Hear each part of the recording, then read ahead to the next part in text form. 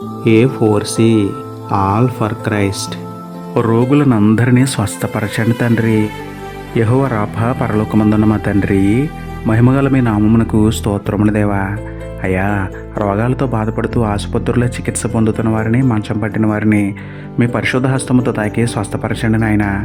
సాధారణ జ్వరాలు, typhoid, malaria, dengue జ్వరాలు, క్యాన్సర్, కిడ్నీ సంబంధిత వ్యాధులు, గుండె సంబంధిత వ్యాధులు, కన్ను, ముక్కు, చెవి, గొంతు సమస్యలు, చర్మ వ్యాధులు, BP, sugar, thyroid, asthma, TB, HIV, AIDS, ఆడవారి సమస్యలు, ప్రమాదాలకు గురైన వారు అందరినీ చేపట్టుకుని లేవనెత్తండి, బాగు చేయండి దేవా.